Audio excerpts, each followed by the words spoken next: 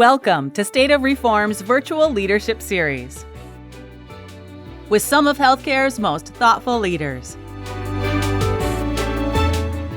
And now, the host of State of Reform, DJ Wilson. We are really honored to bring this last plenary session of the day to you. It's really in significant part because of our first introduced guest. That's Governor John Kitzhaber, former governor of the state of Oregon. He's been a real key figure working to try to change the conversation in terms of federal health policy and elevate the CCO experience in Oregon to a broader audience to inform the next presidential administration, particularly if that's a Democratic administration. And so he said early on, hey, because he participates on our community panel, we should have this kind of conversation with some key national figures. And so Governor John Kitzhaber, thank you very much, sir, for your engagement with us, your participation today, and your thought leadership in helping to pull all this together. I appreciate it. Great, thanks. It's good to see you, DJ. It's good to see you, Earl, and glad to be on a panel together. Yeah, and Representative Earl Blumenauer, I appreciate you making time to be with us, sir. I know you have been in public life almost as long as the governor and play a key role on the House Ways and Means Committee, and I know that you'll be a key figure as we move forward into the 2021 Congress starting January 3rd, regardless of who might be at the presidential reins. Sir, thank you very much for making time to be with us. I'm happy to do it, and I'm pleased that you suggest that I've been in public life longer than John. Actually, I had finished my state legislative career before he was first elected. But he is a much younger and more vibrant person than I am. Well, I'm sorry I didn't know my 1970s legislative history there, sir. I should have known better. Nobody knows the 1970s legislative history. Well, thanks for making time to be with us. Governor, let me start with you, and then we'll kick it over to Representative Blumenauer, sir. How do you see the CCO experience informing the federal policy conversation, and what kind of conversations have you been having on this topic in the last year or so? Well, I think it's fair to say that that our ability to take the next step in healthcare transformation in Oregon is going to be instrumental in our ability to actually move those concepts into the federal debate. And, this morning I took the time to listen to several of your panels, particularly the one on universal coverage and the one on total cost of care, which are interrelated. And I think that's where the tension is in terms of reforming the system. And I took a couple of notes, and it was interesting that I think there is broad agreement on several points. I think everyone agrees that the system costs too much, that the resources are inequitably distributed, that it undermines our ability to invest upstream in the social determinants of health and in living wages and economic opportunity. And I think it's also fair to say, and there was general agreement on the fact that our healthcare system reflects and I think amplifies the disparities and inequities in our society. And that was one of the things that COVID has really, I think, brought into stark relief, the fact that we saw Black Americans dying from COVID in disproportionately high numbers, and that those deaths are directly attributable to social structural inequities that make it more likely for those particular segments of our population to have hypertension or diabetes or to have poor housing and fewer economic opportunities. So there's a general agreement on that suite of issues. There's also agreement on the contours of the solution. People recognize we need universal coverage for some value-based benefit, and that the benefit actually has to be affordable. That is, having co-payments and deductibles so high that your coverage doesn't mean anything is not where we want to end up. We need to reduce the total cost of care growth trend. It's got to be sustainable. It can't grow faster than the general economy or faster than wages. We need to reallocate resources from the savings that are realized to invest in the social sectors, in housing and economic opportunity. And we need to address those equity issues that I mentioned earlier. And then there was a lot of discussion about the wisdom of maybe moving our system eventually away from its relationship to the workplace. So Oregon has been having this robust conversation that you mentioned since the late 80s. I think the legislature's poised to take two significant steps forward that I think will be very, very beneficial to the federal debate. The two places, as you know, where those policies are being debated is in the Senate Bill 770 task force that's chaired by Dr. Bruce Goldberg, who was on a panel this morning, and the other one, the Senate Bill 889, Total Cost of Care Benchmark, is chaired by Jack Friedman. And I appeared in front of the Universal Care Task Force here a number of weeks ago. And, the bill itself is fairly prescriptive. I think it calls for creating a recommendation for a single payer system. And the point I wanted to make is that single payer is one way to get to universal coverage, but you can get to universal coverage in other ways as well. And to me, the highest priority should be to help those tens of thousands of Oregonians who are struggling right now, who will be struggling next year and the year after in terms of their access to healthcare because of the cost. So to me, the issue is not so much who pays for healthcare, but what we're buying. What is the value of the proposition, and how do we reduce the cost? Because the cost at the end of the day is what drives uninsurance. It's what undermines our ability to make these other social investments. There was a study done by the Oregon Health Authority in 2018 that suggested that if 80% of Oregonians who are uncovered today took advantage of coverage for which they're already eligible, the Oregon Health Plan or the subsidies in the ACA individual market, we could reduce our rate of uninsurance from 6.5 to about 0.8, pretty close to universal coverage. So the real key then is how do you reduce that total cost of care? And that's what the 889 committee is talking about. And they're talking about doing two things. They've set a total cost of care growth benchmark of 3.4%, which is the same as we have for the CCOs. And that they want to extend that into the commercial market, and they want to extend value-based payments into the commercial market as well. And I think that one of the places to start would be with those populations where the state actually has more control. That is the populations for which the state is the primary payer, which is the health plan, the Public Employees Benefit Board, and the Oregon Education Benefit Board. And there's three different payment methodologies involved. And I think the most effective place to start is to try to align those payment methodologies so that they're uniform. And there was a study done, a national study done by the Oregon Hospital Association, I think in 2018, that suggested aligning those payment methodologies across those populations would save about 5%. So if you just took a conservative 2%, you're looking at $100 million a biennium, which is a lot of money. So I think the real question then is, what are you going to realign those payment methodologies to look like? And I think the central question here, the central key to changing the healthcare debate and achieving cost reductions and universal coverage is moving away from a fee-for-service system to a capitated system where integrated delivery systems assume full upside and downside risk for quality and outcomes and patient satisfaction, and that you link that global budget to some kind of sustainable growth rate. And the three inputs to create a capitation rate are some assumptions about the fee schedule, assumptions about utilization, and assumptions about the benefit package. And I think that that's a robust discussion that's going on in Jack Friedman's committee. It's going to require a new risk relationship between payers and providers, and the ability to move the risk down to the plan level where people can actually manage the utilization.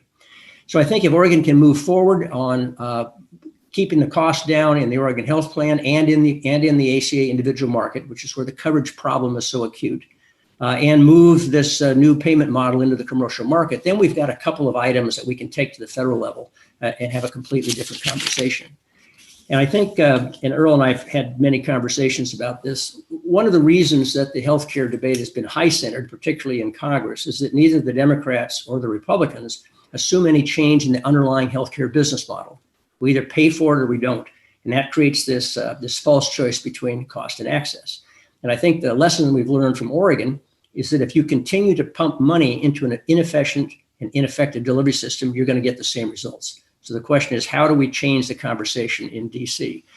So Earl and I have been working on some amendments, possible amendments to the House leadership proposal. It's the House Democrat leadership proposal. It was introduced at the end of last year in Energy and Commerce. It's called the Protect Pre-Existing Conditions and Make Healthcare More Affordable Act. Good, healthy congressional name. And essentially what it does is it does exactly what the title would say, but it makes healthcare more affordable by increasing the subsidies. It doesn't actually get at the total cost of care. It doesn't change the business model. And making the ACA subsidies more affordable is important. But again, it doesn't deal with it lets the healthcare system off the hook in terms of managing risk and bending down the cost curve. And of course, that's being done in the context of a $28 trillion national debt, which is also problematic.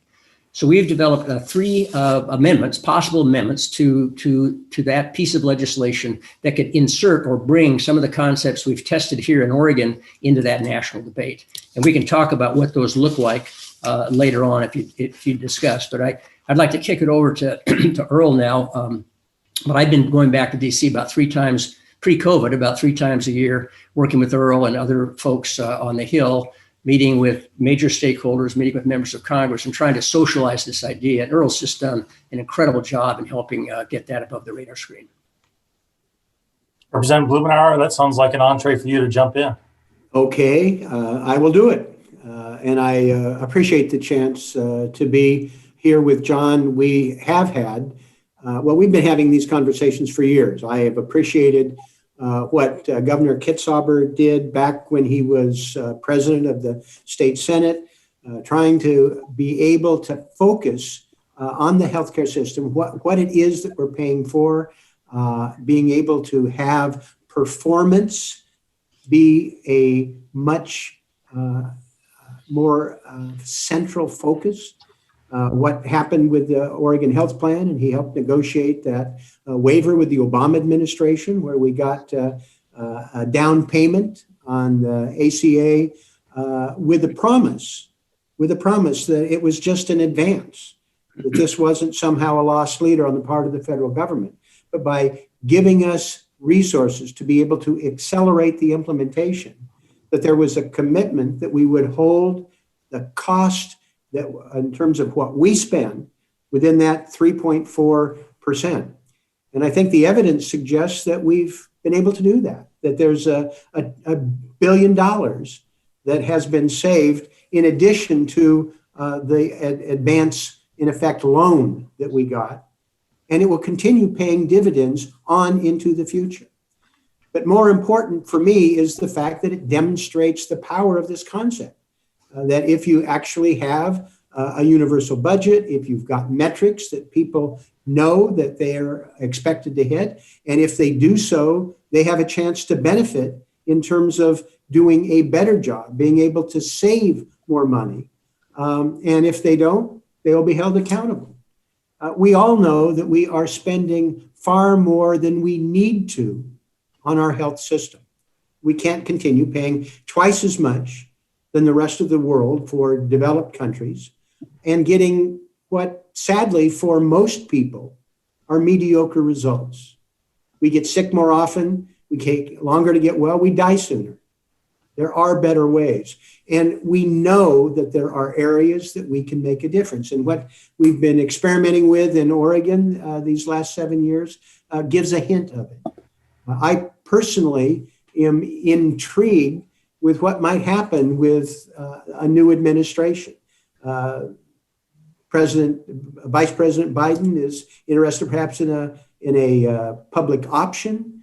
I personally think that there's using the concept of maybe a Medicare Advantage Plus. I mean, there are different ways that we could get into this, but be able to focus on how we give people incentives to manage the costs and be able to provide better outcomes. Fee for service is a dead end. If we continue on this rate of spending with fee for service, we're just going to get more of the same, and then we will have all of these skirmishes about who pays what and battling within the various actors in the healthcare system. I am convinced that there is interest in being able to do this differently, to challenge the business model. We've had some success sharing these concepts with a number of leaders in the House of Representatives who are going to play a role in where we go from here.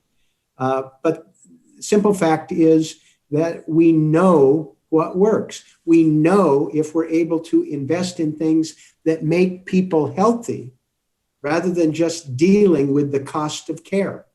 All of these great things do not make people healthier. They help them deal with conditions. We want to change the system so that we're dealing with the conditions from the outset. John mentioned the social determinants of health. We know that as a result of what's happened with the pandemic, these disparities in terms of social determinants of health are stark. They make a huge difference in terms of our ability to deliver the health that people want.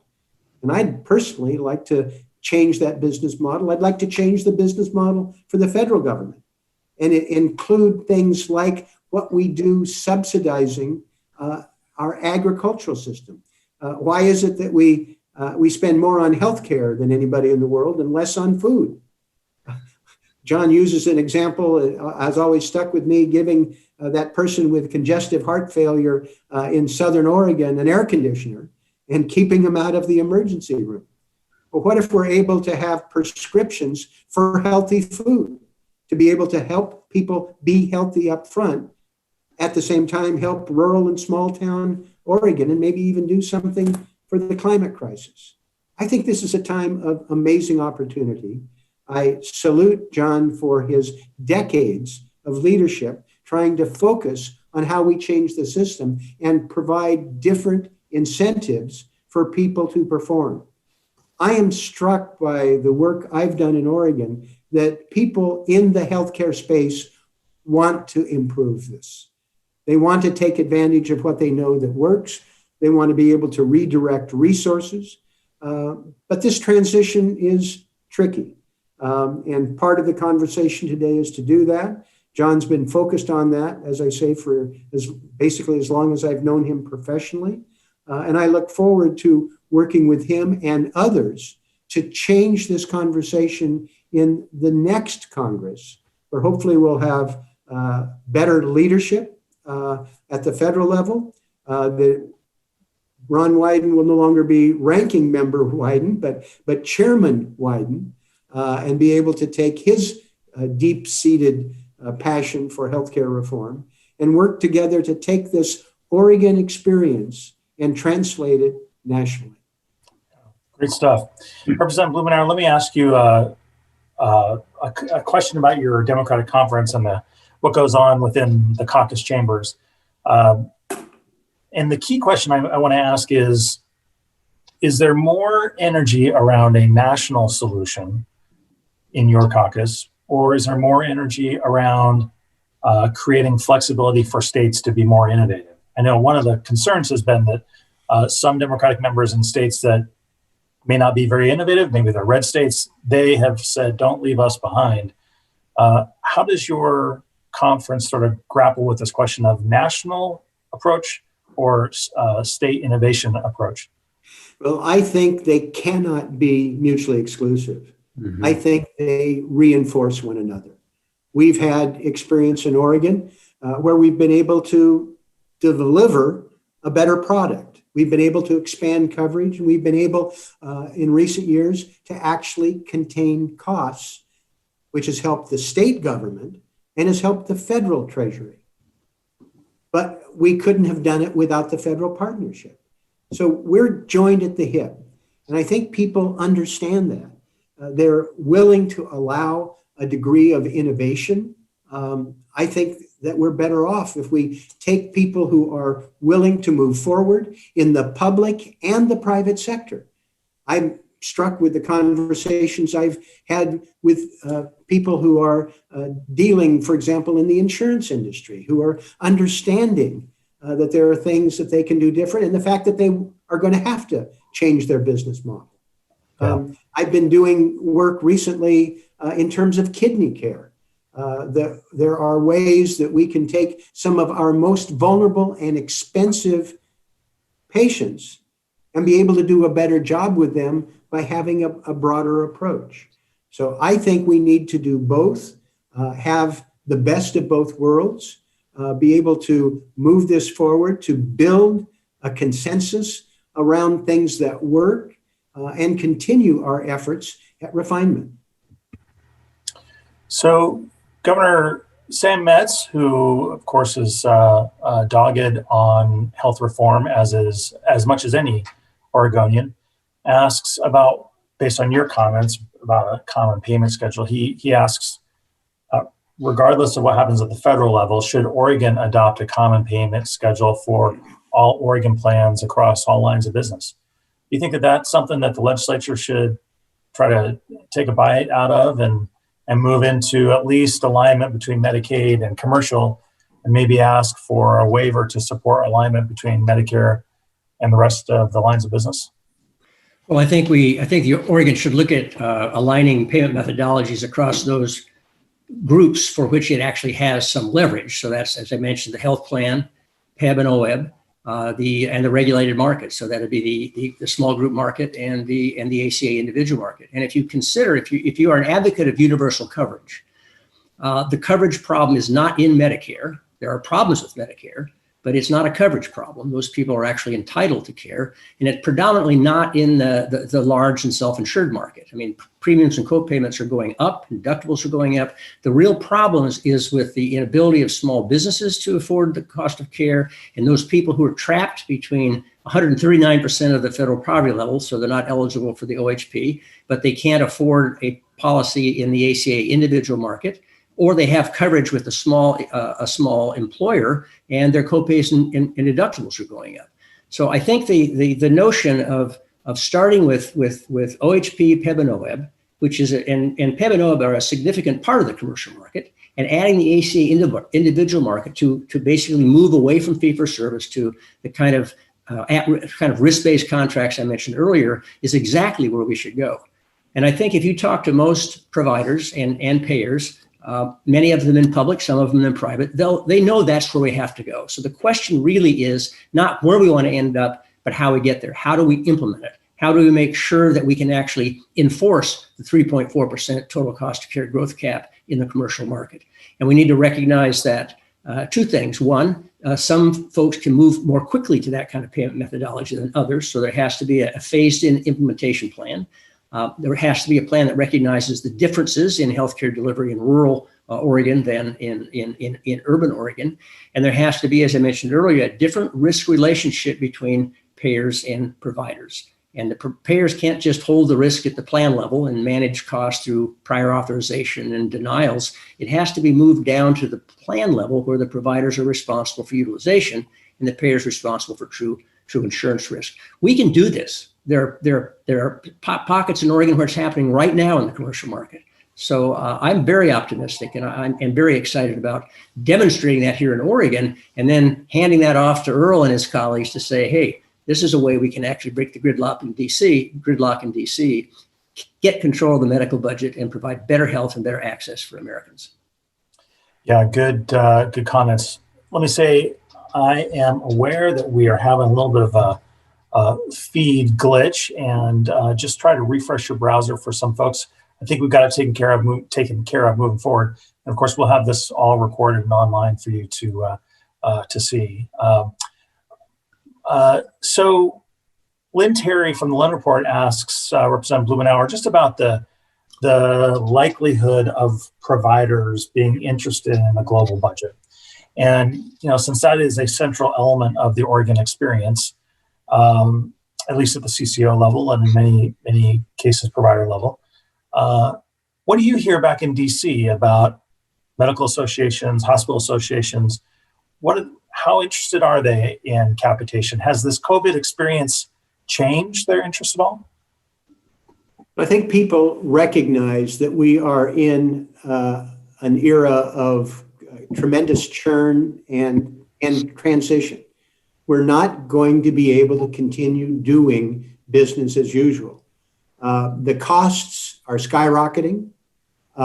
We still have problems, and John mentioned, moving towards universal coverage. If we don't deal with the other part of the equation, we're just going to go bankrupt faster.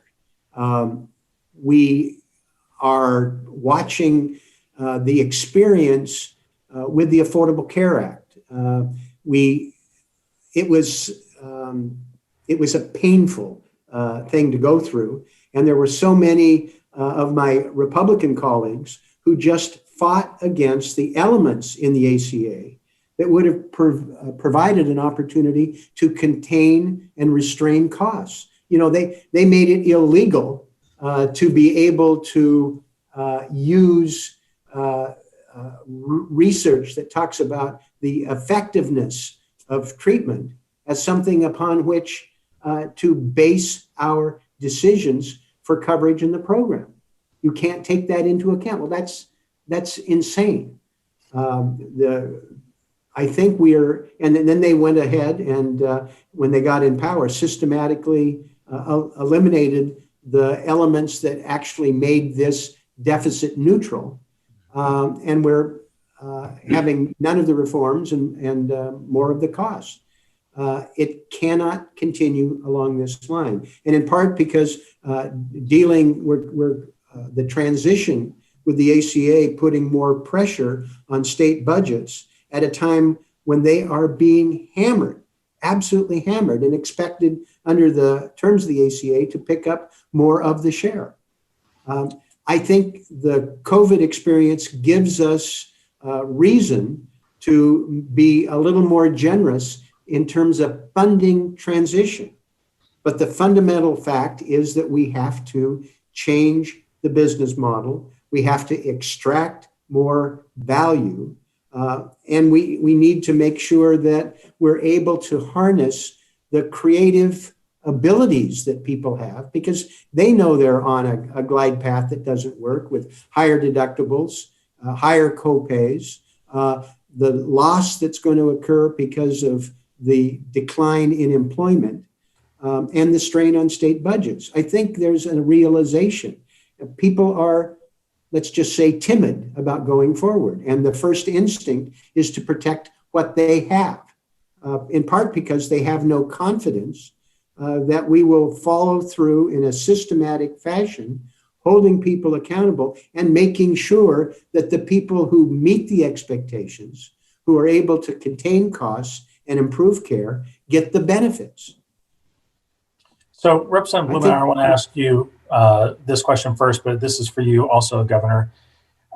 I think when I look at the scope of history, and when other people look at the scope of history, when we have moments of great turmoil in our economy and in our society, and government does not meet the moment, Congress has not been blamed for being very efficient on some of these things that we face as a society. That which follows is a period of great reform. And Senator Merkley this morning made an argument that reforming the Senate is not just important for moving legislation, it's actually important for the future of our republic, that governing by supermajority does not work in our American republic. So, Representative Blumenauer, obviously you're not a senator, and but do you think, as a student, a longtime participant, student of government, do you think that it is time to reform the filibuster in the Senate in order to protect the republic? Oh, it has been used more often than not as a weapon against progress.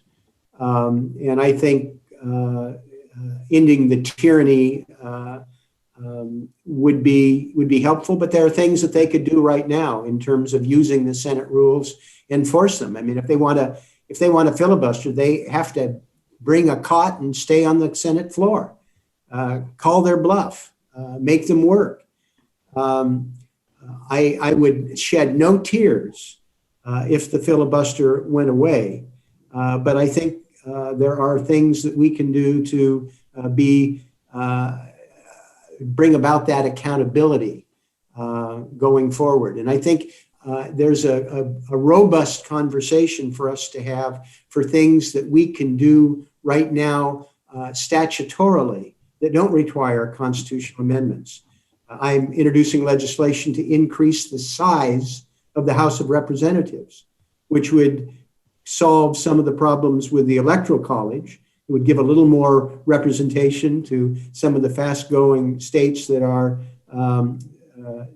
at a disadvantage now. And it's something we can do statutorily while we improve the quality of representation. Let's do these things incrementally. But if my friends in the Senate want to eliminate the filibuster, I'll be happy to cheer them on from the sideline. Governor, what do you make of that proposition that Senator Merkley supports? I think it makes eminent sense. If you look at the way that our Constitution set up the two bodies, the House has direct representation. The whole House is up every 2 years, so it's much more susceptible to reflect public opinion. The Senate was armored against the executive branch, and it was armored against the people in a sense. A 6-year term, only a third of them are up at any one given time, right? And the idea was for it to be a more deliberative body. There's a wonderful story about Thomas Jefferson asking George Washington why he agreed to the setup of the Senate. And he said, "Why did you pour your tea into your saucer?" And Jefferson said, "To cool it." And Washington said, "Just so." The heated passions and legislation of the House come over to the Senate, and the idea was to have a more deliberative discussion. I think the filibuster gets in the way of that. I think the real problem are the rules with which these structures operate, not the original structure. So I applaud Senator Merkley and hope he's successful in eliminating the filibuster. Yeah, it's for institutionalists in the Senate, it's not a topic they take lightly, one way or the other. Let me ask about other states that are bringing the same verve. And I should note that we understand Senator Wyden is finishing something up with another Senate colleague who will be with us here in just a second. And while we wait for him, Oregon clearly has a good story to tell. Which other states also have a good story to tell that are trying to inform the federal policy conversation ahead of 2021? Who else are you seeing, Representative Blumenauer, that are folks who are coming to your office and folks who are organizing? When they point to other states, where are they pointing? Well, we've historically looked at the upper Midwest, where there's been a better pattern of utilization, emphasis on value and lower cost. My friend Ron Kine from Wisconsin has been a champion of that. There are things that have been, the Cleveland Clinic, I mean, there are examples around the country where people have implemented some of these. And frankly, there are wild differences between what we see with some of the Medicare Advantage programs. Some of them I think are really pretty good, and others are kind of a license to steal. And I hope that we harness those who are trying to do it right, and those areas that supported us in the Affordable Care Act to try and reward value over volume. I think there are plenty of people who have this experience. We need to provide a framework going forward. And I think the work that Governor Kitzhaber has done helps provide that. Governor, you've been working to try to shape this conversation. I know you've met with folks like the American Medical Association, the Hospital Association, and Progressive Policy Institute, and Association of Medical Groups, and all sorts of different entities. Which entities in DC amongst your meetings have shown the most sort of interest and willingness to really be innovative, versus how many of them are really kind of digging their heels in and saying, look, let's not throw the baby out with the bathwater here? What do you think? Well, I think there's an organization, you know them well, the American Physician Groups, formerly California Physicians Groups. These are physicians who practice capitated care. They take risk and practice capitation. They've sort of gotten there before first. So those groups are very, very supportive. And interestingly enough, some of the national unions are very interested. I've been doing a lot of work with the American Federation of Teachers that represents not only educators, but also elements of the healthcare profession, nurses, et cetera. And they recognize that they are continuing to negotiate away wages for healthcare benefits that then move to that are then redistributed upward, which exacerbates income inequality. The best example would be, we call it rent seeking, right? It's basically policies that allow you to take a bigger piece of the pie without making the pie bigger. So the provision in Medicare Part D that prohibits negotiating drug prices allows the companies to charge anything they want. That takes money out of the pockets of individuals who have to pay it and increases the value of shareholders. So the union movement, Unite Here, AFT, very interested in this, APG, have had some good conversations with representatives of the American Hospital Association. And I do think this is an issue. It's almost like the Apollo moonshot, right? Kennedy gave us a destination, but not a roadmap. I think we know the destination. We've talked about it earlier in this conversation. The question is how to get there. And if we can use this opportunity with all the pieces of the systems, not just healthcare, but education, economic development, transportation, up in the air, we can use the ingenuity and the passion and the energy of this country to figure out that path, that transitional path from where we are to where we know we have to get. And it's an exciting time to be involved in this field. So when we talk about global capitation and value-based payments, Mike Huntington says, can you see, or rather, can you foresee, either of you, and support a modified fee-for-service reimbursement system? He says the time and administrative burden that providers face because of costly and demoralizing paperwork actually undermine value-based payment systems, and that VBP has a poor track record with ACO since the Affordable Care Act was instituted. What do you think, Governor? I know you've spoken to global capitation and value-based payment, but is there a place in between at the provider level, at the clinical level, a place in between full fee-for-service and full global capitation at the provider level? Yeah, I think the real issue is aligning the incentives and assuming risk for quality and outcomes and cost management. So I would say, first of all, if you went to global budgets, you could eliminate a huge amount of paperwork which goes into billing. There's whole industries that figure out how to upcode, right? And you don't need that if you've determined the global budget and you're handing that down to integrated delivery systems. So there's huge cost savings there and simplification, I think.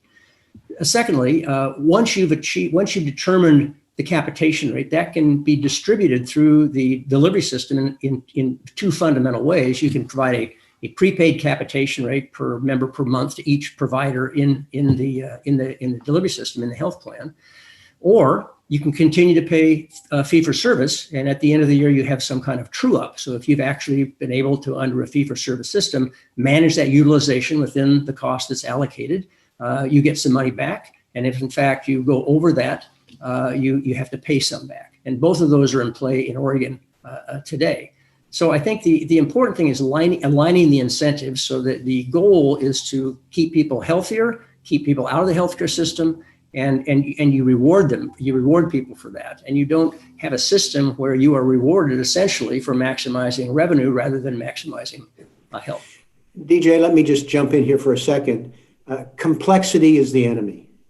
I don't want to see a mixed system that may combine the worst of both. Part of the problem we have now is that there are people who have made specialties out of gaming the system. They figured out how to maximize the payment, not necessarily how to maximize the benefit to the individual. And as we talked earlier, a lot of this is beside the point as far as the health of Americans are concerned. Huge amounts of this outlay deals with people after the system has failed, after they're sick, after they have diabetes or they're overweight. Being able to change the incentives with what the governor is talking about, I think, is a very powerful motivator. But being able to simplify the system and not have so many variables, checks, balances, that it obscures what is going on, and it provides more opportunities for people to game the system. And we've seen that with a number of states, and I use the Medicare Advantage, which is near and dear to my heart, and we've seen some really outrageous things that have taken place. And I want to have, at the end of the day, something that is simpler so we can focus on outcomes, accountability, what people are getting, and what the value is. And I think that ought to be a very important component going forward. You know, one of the frames that we heard about the last recession, and of course you both will recall, as will many of our participants today, was that banks were too big to fail. And what we saw, I mean, that was, of course, a statement of some derision because they were a central part of the challenge. And of course, they were a central part of important part of our financial system and modern economy. Some have used that same framework for large hospital systems or other entities that have monopoly pricing power, and that sometimes pharma is too big to fail, or sometimes multi-specialty groups are too big to fail. Do either of you think that we have entered a time now that we're in 2020 where health systems need to be much more regulated within the context of antitrust law? That is a topic that comes up amongst some activist attorney generals, not really activists, just attorney generals. It is a topic that comes up among some health plan leaders. What are your thoughts, Representative Blumenauer? I'll let you go first on this topic of maybe bringing a new eye in terms of regulating large healthcare institutions. I think if we do a better job of aligning their incentives, the risks and rewards, and holding people accountable for performance, I think that will take care of itself. I mean, I believe that what's happened is that there hasn't been that sort of accountability in many cases. And people go ahead just steaming with the existing model that doesn't provide health. The outcomes are terrible for a rich country that spends as much as we do. It's too complicated. There isn't accountability. And many times what the federal government does with its rules and regulations, which some of the special interests use to their advantage, and the fact that bureaucracy itself is seldom nimble and effective. And that just, I think, gives us the worst of all outcomes. Doing what the governor has suggested, I think, gives a certain clarity, gives a road path going forward. It gives people an opportunity to be able to provide better health and make more money, but they earn it. And I think that's what we should be doing. So Governor Jeff Hetherington asks this question differently about how will you control the costs of hospitals and pharmaceuticals, as those are the biggest cost drivers. The capitation market or the capitation model of the CCO has controlled the community level trend of 3.4%, but it hasn't otherwise placed control on the cost of inputs into that community trend. So what are your thoughts on this question of how best to manage the costs of large healthcare institutions? Right. So I think you're absolutely right. I mean, the under the CCO model, the hospitals weren't under the cap in the same way that the medical portion was, and neither were our pharmaceutical costs. So I think hospitals and pharmacies are a bit different. Pharmacies are part of the supply chain. Hospitals are actually part of the delivery system. So I think you need to look at them in two pieces. I do think that we need to capitate hospitals for the Oregon Health Plan. And if we move this kind of care model into the commercial sector, where you basically have a global budget built around a capitation rate, and you create incentives that allow you to pay above that rate for if you're in a value-based payment arrangement, that is, you're getting paid more because you've managed the cost of care. I think you can actually get at that. So to what Earl said, I think it's about aligning the internal incentives. And the other thing we need to remember is that hospitals are not traded sector, and healthcare is not a traded sector industry. Healthcare is ultimately a local transaction. So to the extent that your delivery model is built locally and regionally, that also I think is beneficial. With drugs, it seems to me that the federal government needs to repeal the provision in Medicare Part D so that the federal government can purchase healthcare for all those people for whom it is responsible, which essentially is the taxpayers of the United States of America. Every large industry does that. They use volume to negotiate prices. And if you combine Medicare, Medicaid, Champus, the VA, public employee benefits, both at state and federal level, you would have a purchasing pool that nobody could walk away from. And I think both of those things are going to be really important as we move forward. And I think that will be part of the agenda for a new Congress and a new administration, is to eliminate that prohibition. So, Representative, give us some insight into the mechanics of policymaking on this issue. If we look to the 2009, 2010 experience, we had some might call Obamacare Max Baucus care. The Senate Finance Committee took a signature lead role. On the House, your committee and Energy and Commerce, there were three committees really that were doing work on the ACA, or what became the ACA back then. I think a lot of people credit the House with getting the bill over the finish line, and given the death of then Senator Kennedy. How do you see your committee, Ways and Means, approaching healthcare reform? Is there any sort of sense of how different committees will work together? I know it's a little bit presumptive, and it's a little bit early to talk about that. But what is your sense on how some of that will play out on the House side? I think that experience was informed by what happened in 2009 and 2010. We made all sorts of concessions, compromises that were determined by the very tricky politics at the time. I think we see that many of those concessions were ill-advised. Many of the people who pushed the hardest to restrain and constrain what we did ended up losing their elections anyway, because of the way that the interests focus their attacks. We saw that some of the things that were just ludicrous in terms of not being able to use comparative analysis of what works best and use that in terms of system design. The whole death panel, which is very personal argument with me, being the author of at least one of the death panel provisions in terms of end-of-life care. I think people will take a different approach. I think they will be, I anticipate, be a little bolder and use that experience moving forward. I think that the urgency is greater. There is more support now within at least the Democrats, who are going to have a stronger position in the House of Representatives by all indication. And I think a Biden administration will be inclined to build on that experience. I think it will be easier because of what we went through.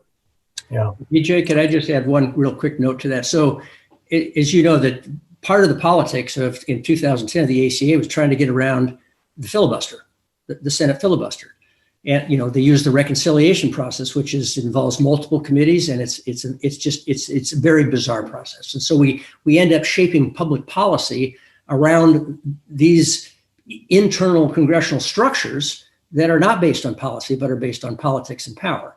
So I would argue that if in fact Senator Merkley is capable of repealing the filibuster, and the Democrats have the House and the Senate, they can pass what makes sense from a policy standpoint and don't have to go through these procedural gymnastics to address an internal rules issue that I think is getting in the way of democracy and solving big problems. But I would just add that I think the landscape is different. The Tea Party Republicans in 2010 were pushing bogus arguments. And what has happened in the almost decade since then is that their claims have been debunked. There is now more support for the ACA than we had ever. And the Republican jihad against it has been proven that it is without substance. They haven't been able to produce an alternative. And I think the public support for more systematic reform has grown dramatically. I think there's less contention on the Democratic side of the aisle, and the Republicans are going to be forced to have to come up with something. And the hollow arguments they had against the ACA don't wash with most people in the public. And so the things that Governor Kitzhaber is talking about, I think, have a different resonance. And I think there are greater opportunities to build on solid policy going forward. And more people in the healthcare arena themselves understand their interests are best served by being able to deal with long-term structural reform and to perform in that fashion. So, Representative Blumenauer, let me ask you this. The week of November 9th, I think on the 10th, California v. Texas, there's actually two cases, California v. Texas and Texas v. California, are being heard at the Supreme Court. It's a question of whether the zeroing out of the individual mandate makes the essentially the ACA unconstitutional. And then the lack of a severability clause, because that doesn't exist, as a result of Senator Kennedy's passing back in 2010, that the whole thing should be struck down. Now, who knows how this court will rule on anything, but some folks have argued that the Congress can obviate that legal argument by making a tax penalty of at least $1. Right. What do you think of that? Do you think that if Democrats can take back the full Congress, both chambers, and assuming that a filibuster either is not in place or that Democrats can overcome a Senate filibuster, that you should reinstitute the individual mandate, at least that penalty should be greater than zero, and that might mitigate any legal claim at the Supreme Court? Well, this situation is one where the dog caught the mail truck. And what does he do with it? If they're able to actually strike down on this bizarre technicality, to strike down the whole ACA, this is a huge problem for the Republicans, a huge problem. And I personally think that it will make it easier to move forward with the sort of system changes, adjusting the business model, moving for reform. I think it'll accelerate it because the public's not going to go back. The public is not going to want to go in this never, never land where there are problems with pre-existing conditions. And a lot of people rely upon this. And state after state that's expanded Medicaid, I mean, I'm sorry. This would be a tremendous gift to Democratic reformers if they actually do shut it down, because there are incremental changes and there are big systematic changes that all of a sudden become more urgent. Yeah. I'm going to ask you, gentlemen, and our attendees to hold with me for a second, because the way the technology that we use works, we're actually having this conversation with the governor and Representative Blumenauer via Zoom. We then manipulated that with title slides, and we produce it and put on a show for you on the conference. Conference is a few seconds behind us. Senator Wyden has a video open, but he's not there. He's in our room, but he's not there. But I have somebody else who wants to come in, which could only be probably Senator Wyden. And so I'm going to let that person in, and that's going to immediately move everything around. And so my face, you'll get half of my face and half of the senator face and all that stuff. So to our video production team, I'm going to let this person in and assume it's the governor. We'll see if assume it's the senator. We'll see if we get hacked here and the whole thing blows up, but we'll give it a shot. We'll see what happens here. Something to do with electronic medical records. That's right. Keep your fingers crossed, right? So if we have Senator Wyden in the room now, can you knock 3 times? Apparently not. Okay, that person has now left, and now all of our stuff is migrated around. So I know he's the House, of course, is not in session, but the Senate continues to be in session. They have something going on this week relating to judges, I'm told. So let me ask this question. I know we're coming up on the end of time, and Senator Wyden may make it. If he does, great. We'll stick around, and both Representative Blumenauer and Governor Kitzhaber, you're both welcome to stay for that. I know you are only committed till 2:00, and I know you've got some stuff on your calendar. Representative Blumenauer, let me ask you to go first, and then I'll ask Governor Kitzhaber to kind of put the last word on this. This is crazy, right? 2020 is crazy. Everything is crazy. Like, we found signs of alien life on Venus. It's all crazy. I have COVID. I got diagnosed on Tuesday. I'm sitting here with you, crazy. This is crazy. When we write the history books of this time, Representative Blumenauer, what are they going to say about America in October of 2020? But what did Gandhi say when he was asked what he thought about Western civilization? I think he said it was too soon to tell. There's a lot on the line in this election, and we're not going to be able to project that. If things go the way some of the polls are going, and if there's this energy that we can tap into, and if Congress is willing to come together to do what we know we need to do and what we're being urged by the public and by the Fed Reserve and the whole, I think this will be a moment where we actually stepped up and dealt with things that were existential in terms of healthcare, in terms of climate, in terms of the economy, in terms of racial justice. I mean, we've set the table and the expectations are high and the public is engaged in ways that I've never seen before. And I say that broadly. I think there's a willingness for people to do things differently. And lots of people are looking deep within themselves. If things come out right in this election, I think this will be the most important Congress in the history of America. And I think we can make progress in so many areas because we know what to do if we are somehow motivated to do it. But I'll give you an answer to that in 2 weeks in terms of whether that's possible. But I'm committed to taking advantage of it. Well, I feel like we will just be getting started next April.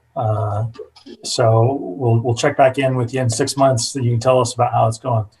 Governor Kitzhaber, when they write the history of this time, October 2020, what will they say about the American Republic? I think, I choose to believe that we will look back on 2020 and all of its multiple challenges as the time, the moment, the year that we finally got it out of our system. Finally, we got it right, and that we began the process of rebuilding the great American community. I think one of the results of this time has been both a fracturing of the body politic and also in other ways a reuniting of it, a coming together of it, sort of two contradicting things going on together. And I think people are beginning to realize that the hard work of democracy doesn't end on November 3rd, it begins. That the changes that Earl talks about will only happen if people are willing to recognize that we have something larger at stake here, the importance of community, the importance of a place, the importance of each other, and that unless we come together and support something that's larger than ourselves and work towards that and sacrifice for that, and I think we will. So I think this is an inflection point for us. I think the future is wide open. I'm very optimistic. I think we will have some turbulence between November 3rd and January 21st, but I believe this is the moment that we turned it around. We got it right, and we began to rebuild the community that we've lost. Well, as my friend John Kitzhaber says, there is no survival value in pessimism. Indeed. Gentlemen, very good stuff. Former Governor John Kitzhaber, Representative Earl Blumenauer, gentlemen, thank you for doing this. Thank you for your thought leadership and for rolling with us as we have tried to figure out this technology. Certainly, everybody would like to be in a room together, and everyone would like to be healthy, and everyone would like to give hugs and handshakes and work together and just reconnect with community. We don't always have that opportunity in this time right now of COVID. And certainly, as I mentioned this morning, it was not clear that we would be back here on October 22nd in March when the economy shut down. Events like this, these events fund our healthcare journalism. It allows us to be nonpartisan and policy agnostic and not what you see in some other places in the ether on cable news and the like.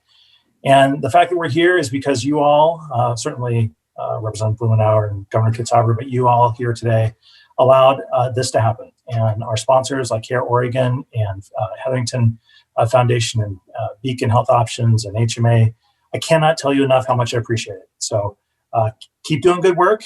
Don't give up. It's important. It's more important than ever that you guys lean into this in the healthcare community and do everything you can to try to get us across the finish line. So on behalf of Rita Waldrop and Kariana Wilson and Shelby Lapp and Shauna De La Rosa and Michael Goldberg and Emily Berger and Chan Peterson and Ian Portman and Dane Yoshizumi, My name is DJ Wilson. I'm really honored that you allow us to play this role in Oregon healthcare. Keep doing great stuff, and we'll see you next time. Thanks for joining us in this virtual conversation and for your support of our work at State of Reform.